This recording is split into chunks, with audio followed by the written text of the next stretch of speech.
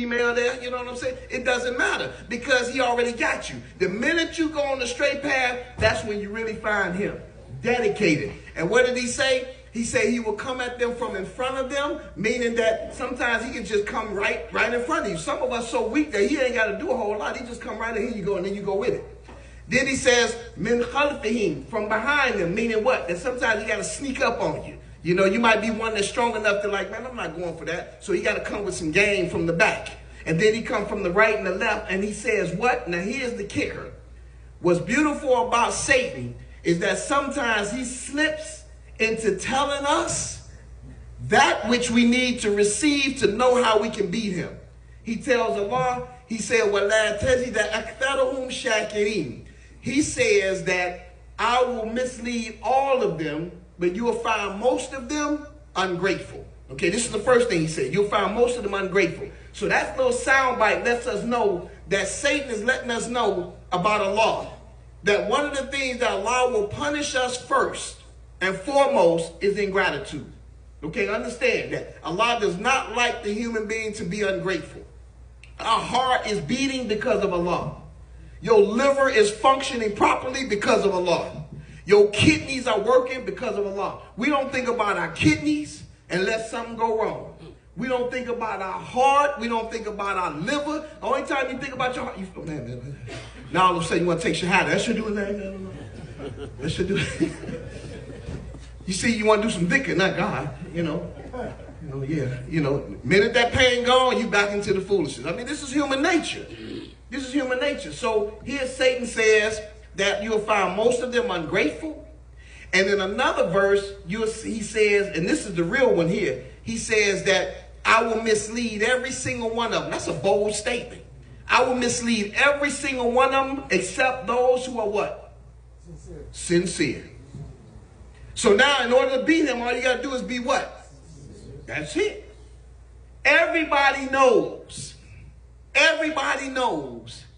that being a hypocrite, being someone who's not real, being someone who's faking is just not a good thing. Even if you in the game, even if you out there game banging or whatever, nobody wants to be called a faker. Nobody. If you out there in the game, man, you faking. You may catch a bit trying to prove that you ain't no faker. I remember when growing up in the projects, man, there was guys that was gunslingers and there's guys that's just talking about being gunslingers. And one guy I thought was a gunslinger. When it was time to do something, I saw them, it was GDs, they was going through, having something, trying to get somebody and whatever, and this guy was smoking. I think he was smoking 2 squares at the same time. I was like, yeah, man, I thought he had hard. They was like, man, here, G, they was like, man, you go back there and get him. I said, yeah. It's always a moment when you see who's real and not. You see, this is the way Allah is. Allah says in Quran, Allah says the man consider he would be left alone on saying he believed with his mouth and not be tested. So therefore, understand that just because you take Shahada, just because you say you Muslim, you will be tested to demonstrate your sincerity. Allah not just going to let you just say you believe and not be tested. So that's the important thing, is sincerity. There are volumes of books in Islam about sincerity. There are volumes. They talk about ikhlas, about sincerity, about sincerity, about sincerity. This doesn't mean that because you slip or you have moments of weakness that you're insincere. Number one, sincerity is something that's in the heart. Who are you when you're not around the Muslims? This is what you got to look at.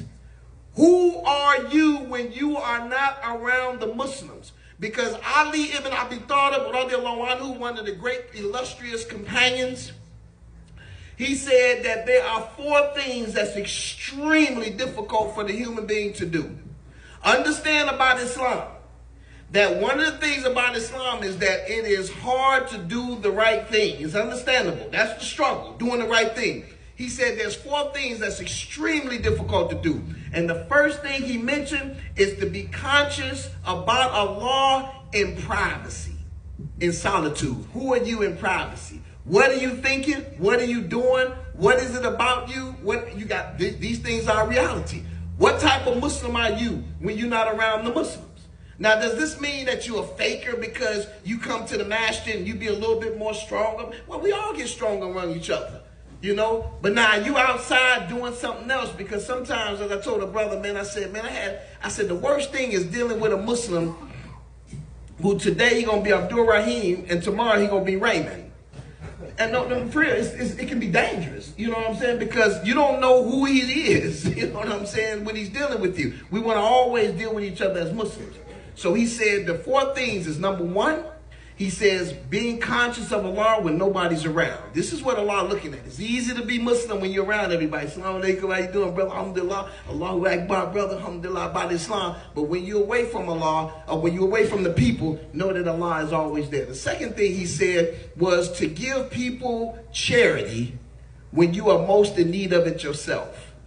Okay, this is an interesting thing that he said, that you give when you are most in need of yourself, man. You brothers say, man, I need some money, man, for rent. And you like, man, I need it, you know, but you give.